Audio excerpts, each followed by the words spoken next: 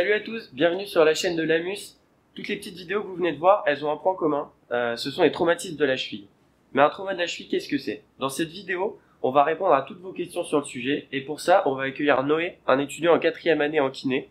Comment ça va, Noé? Ça va super, bonjour à tous, bonjour Thomas Brieux, je suis très content d'être ici sur la chaîne de l'AMUS pour partager mes humbles connaissances. Écoute, on rentre tout de suite dans le vif du sujet. J'ai sélectionné quelques questions posées par les abonnés, et compte bien sur ton expertise pour avoir des réponses. Eh bien, allons-y.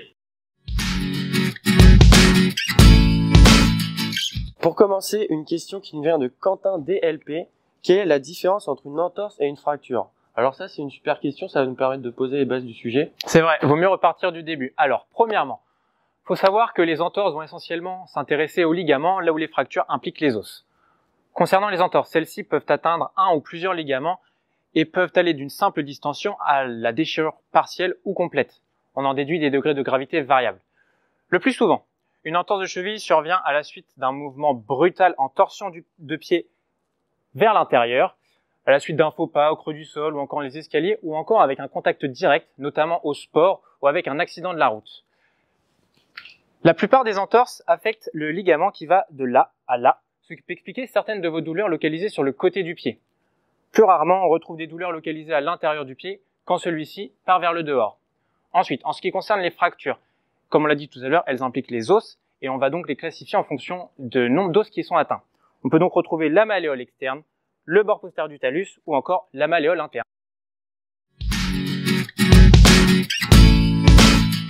La question suivante, est-ce que ça arrive souvent? Une question qui nous est posée par Lolo Lafrisé. Les entorses représentent 7 à 10% des urgences hospitalières. C'est environ 6000 consultations par jour en France. C'est souvent des jeunes sportifs et des personnes en croissance qui sont atteints. Pour les fractures, on est plus sur une prévalence autour de 100 à 150 000 personnes par an et dans 25% des cas, ce sont des personnes de plus de 65 ans. Ah oui, donc c'est vraiment une thématique qui peut intéresser tout le monde en fait. Après ça, il y a Jérémy qui nous demande est-ce qu'on doit réagir de la même façon face à toutes les entorses? C'est tout simple. Le ligament a une capacité à se distendre, sauf qu'en cas d'entorse, cette capacité a atteint son maximum. C'est donc à ce moment-là qu'on retrouve des lésions au niveau des fibres. Il existe différents grades en fonction des différentes entorses, allant du grade 1 au grade 3. Donc le grade 1 correspond à une légère distension des fibres du ligament, tandis que le grade 3 correspond à une déchirure complète. Il est logique de comprendre que les signes vont être différents et donc les réponses apportées différentes en fonction de la douleur, de l'ecchymose, de l'enflure ou encore de l'instabilité. Toutefois, il est possible d'appliquer aussitôt après l'incident le protocole police qui est utile à l'ensemble de ces grades. D'ailleurs, si vous êtes intéressé par cette thématique, vous pouvez aller voir la vidéo sur le protocole police qui est sur la chaîne de l'AMUS. Irène DJD qui nous demande mon médecin ne m'a pas prescrit de radio après mon entorse alors qu'il en a prescrit à mon tonton de 62 ans. Est-ce normal? Merci pour ta question et la réponse n'est pas si simple.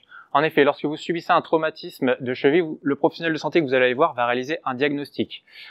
Après une blessure, plusieurs éléments rentrent en compte. Il y a donc le contexte de ce traumatisme, les signes que vous allez déclarer et également se retrouver lors de l'examen clinique.